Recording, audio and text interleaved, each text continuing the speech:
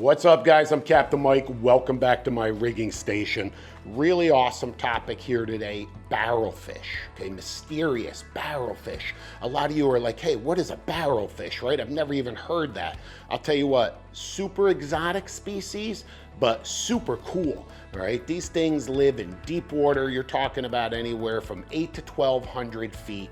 A really awesome fish, really awesome looking. It's like a schooling fish. And here's what's really interesting. A lot of the barrelfish that you've seen, and you've seen a lot of them, and you don't even realize it, have been up on the surface. You see, when you're out there dolphin fishing and you stroll along a weed line or a piece of floating debris, throw a few baits in, and out come all of these little brown fish, right, to eat all of those tidbits. Guess what? Half of them are barrelfish. When they're juveniles, they're up near the surface, okay? But as they continue to mature, put on some weight, now it's time to look for bigger and more prey sources. So where do they go? Down deep, okay? And really deep. We're talking 800, 900, 1,000, 1,200 feet. That's really gonna be the area where you're gonna target barrelfish. Now, another fascinating fact about these fish is how slimy they are. Okay, this thing just extrudes slime as soon as you get it out of the water, and that slime is designed to protect that fish from infection, bacteria, parasites, things to that nature. But it gets all over you, all over the boat. Be careful, a word of caution, because you throw a barrelfish on the deck, there's slime everywhere and it's like an ice skating rink. You literally just slide and can really hurt yourself. So be careful about that. Short of that, an amazing fish. And we do a lot of deep dropping. That's something that I really am passionate about. I spend a lot of time targeting the tilefish, the groupers, queen snapper, okay, other deep water predators, but the barrelfish doesn't really get the attention that it deserves, or certainly not the amount of anglers that are really fishing for them, okay? So it's like a exotic prize. It really is. Really cool fish. An advantage to barrelfish is that it's open year-round this season, and if you know how to find them, where to find them, and how to fish for them, you really could put together an amazing catch. And it's not about big numbers, because remember, you're fishing deep water, all right? So don't sit here and think, oh, I'm gonna come home with 20 or 30 barrelfish. No, you're not. This is gonna take a lot of work. It's a lot of preparation. It's a lot of proper boat positioning and location. Okay, and of course, putting in the time. And when you're fishing 1,000 feet of water, just getting your bait to the bottom and fishing and, literally seeing that drift through and potentially hooking a fish and getting it to the boat, that's a very time-consuming process. So this is not about quantity. For me, it's more about quality. And that's how you should look at it as well. This is a prized deep water predator, okay? And if you can go out and find and catch one, I'll tell you what, you're winning. You're winning. And then from there, you can up the game, okay?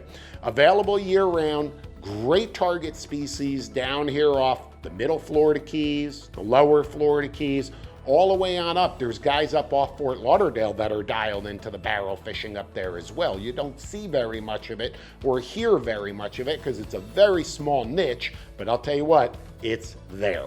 And of course, Gulf of America, sorry about that. Areas like Pulley Ridge and even deeper, that's where you're gonna see barrelfish out there. But again, very hard to zero in on, okay? So that's why they don't get the attention or the pressure that a lot of other deep water bottom species do.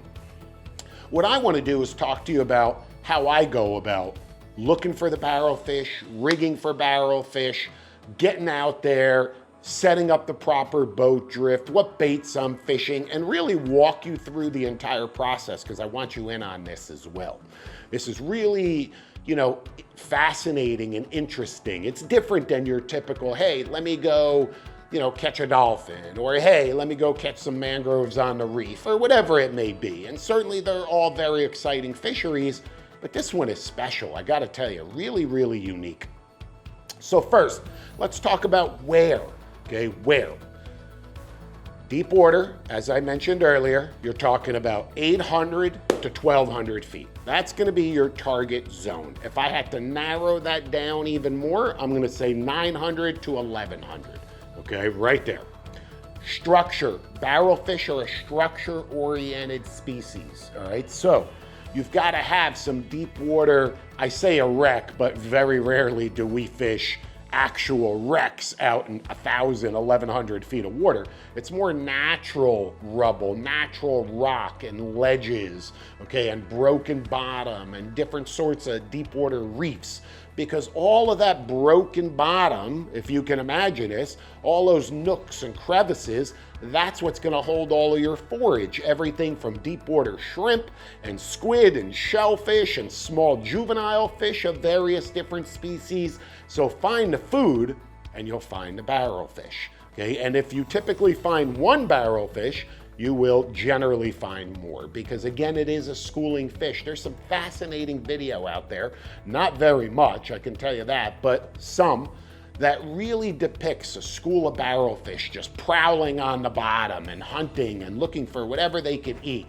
And you could clearly see that if any sort of bait entered that arena, it would be dead meat faster than you could blink an eye, okay? So a hard fighting predator. So not only, are they available year round with typical ups and downs throughout the season. Right now, as a matter of fact, late summer, we're on an up, okay? We're way up here on the bite, so to speak. The bite's on.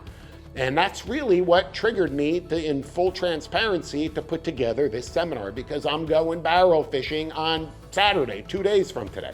And I've been spending a lot of time strategizing and rigging, and that's what I wanted to share with you firsthand. Okay, so literally you can get in on this as well.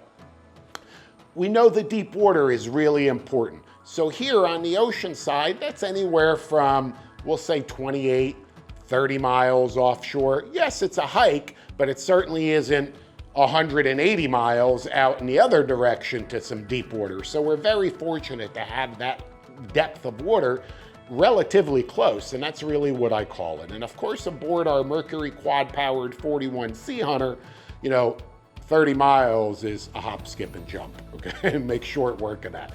So definitely an accessible fishery without having to do any sort of overnight trip, okay? Think about that, without needing a fuel bladder or any of those additional expenses and hurdles that are required for long-range trips out into the Gulf.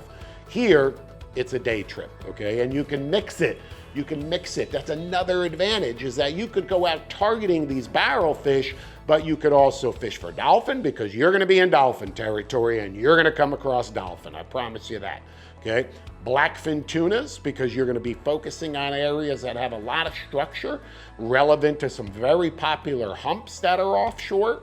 So again, the doors are open for a solid plan B and plan C to fill in the gaps if you strike out on the barrels. But I'll tell you what, put in the time, put in the effort, and I know you're gonna be successful.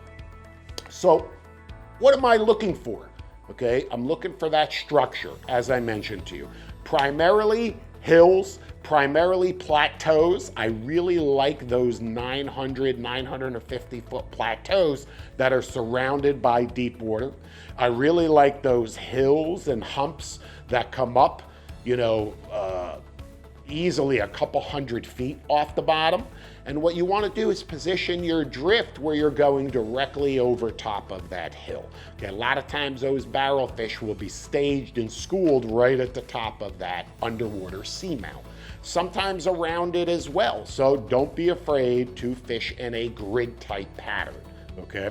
And cover the area.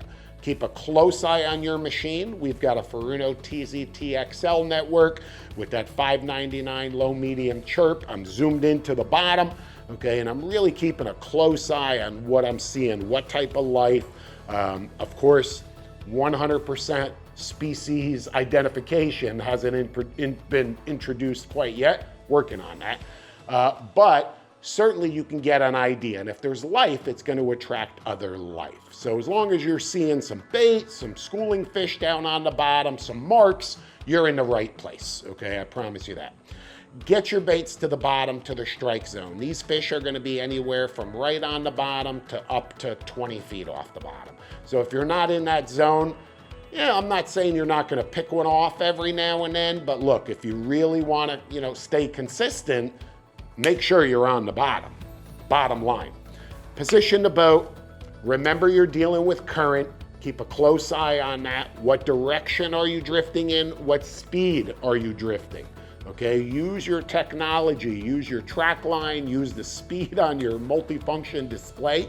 Basic stuff, guys, but I feel like sometimes I need to remind everybody. And just get out there, use that equipment and say, hey, I know I'm moving from point A to point B in this direction. Now you can set up your boat in the ideal location to cover the ground that you believe is gonna hold the fish. It's really that simple. Yes, it takes time. Yes, it takes effort. Yes, you gotta be zeroed in. But if you're going out there 30 miles, let me tell you something, position is everything. Location is everything, right? How many times have we heard the expression, location, location, location? And it's the same with barrel fishing. Have a number of spots lined up. Don't count on one spot producing. What if it doesn't? What if it's overrun with black belly rosefish, okay? Which, let me tell you something, is not uncommon. Drop baits to the bottom out there in rocky terrain out in water beyond 1,000 feet deep, and you're gonna find black belly rosefish. These things are ravenous and they're like incredibly plentiful, and typically you drop down a multi-hook rig and every hook is gonna be covered up in a rosy. So sometimes you have to fight through the rosies to pick off the less abundant but more prized species, like the barrelfish, like the queen snapper, like the alfonsinos, or who knows, you may catch something exotic like a beardfish, a lot of different weird critters down there. But right now, that target is barrelfish. Another advantage to these things is they fight really, really hard. Unlike a lot of species, deep water species, when you're bringing them up from the bottom, they ultimately get the bends and they bloat and they ultimately float the rest of the way up. Not barrelfish. These things will fight you, okay, all the way to the bitter end. So it's a really, really good fighting fish. It's a great eating fish as well. A lot of people compare the flesh to somewhere in the neighborhood of lobster and shrimp, believe it or not. And it makes sense. These things are down in frigid water, okay? And when I say frigid water, look, 1,000 feet below the surface, you're looking at a water temperature that's approximately 50 degrees, okay? 50 degrees. So it's not frozen, obviously. It's not below 32, but it is very chilly. And the shrimp and the squid that these cold water predators are feeding on all have a reflection in the quality of the flesh. That's really why all deep water groupers and snappers really taste so good and are so prized on the dinner table. And barrelfish are no different, okay? A little bit slimy, as I mentioned earlier, but that's the only downside to these things. Tackle, okay? Most guys, look, deep water, a lot of current. What does that mean? That means that for the most part, the vast majority of guys that are going out there looking for barrelfish are fishing with something like this, right? Your typical bent butt combo, a Chaos bent butt deep drop rod. This one's rated for 50 to 100 pound. Obviously, there's a variety of variations to these rods. Matched to a Shimano Beastmaster. That could be a Tanacom Bull, a Daiwa Seaborg, whatever. I don't care. Penn has a new electric reel that's out there. Again, a lot of different options in electric reels. I think what's even more important is the line, that diamond braid. Go lighter than you think, okay? But most guys will go out there and they'll fish a typical outfit like this with 50-pound line, 60-pound braid, somewhere in that ballgame. They'll fish with 5 or 8 pounds of lead, okay? Drop that rig to the bottom, put the rod in the rod holder, lock it up, boat drifts along, and they're looking at that rod tip waiting for this. Does it work? Of course it works. That's how guys have been deep dropping and catching a lot of quality fish forever. But it's not the only way, okay? It's not. I prefer to kind of lighten it up. Let me show you what I mean. So rather than the bent butt, okay, that really you're fishing out of a rod holder for the most part, I prefer to fish under the arm. It's very similar to how we're targeting those tile fish and groupers earlier in the season, but there are some modifications. This is a Chaos 8-foot rod. It's rated for 30 to 80 pound line. However, it's incredibly light. It's very, very strong, has a lot of length to it, as you can see, and there's a reason for that. There's a very good reason for that. But graphite reel seat, and I'm telling you what, super comfortable. Matched to a Mega Twin reel. I like the 2-speed power assist reels in this and all deep drop fisheries, because when I'm checking my bait, I can bring that back to the boat. When I'm going up for another drift, I can bring that back up to the boat quicker, substantially quicker than a single speed reel. Trust me, we've timed it. It's almost twice as fast, okay? Certainly you're gonna save minutes. And every time you save minutes, every time you're coming up, that's a lot of minutes throughout that fishing trip, which results in more time in my rig on the bottom, which hopefully will result in more opportunities for more strikes, right? And more fish in the boat. It's a numbers game. Fish smart, not hard. So I prefer to fish with that type of setup under the arm. We've lightened up the braid. Here's a really big factor. This is gonna make the big difference. We've gone from a 30 or 40 pound diamond braid, which is typically what we'll fish out there, you know, usually 30 pound, okay, to a 30 pound, but the new micro braid. So same class of line. We went from 30 pound diamond braid, okay, the 8X, to the 30 pound micro braid. Now let me explain the difference.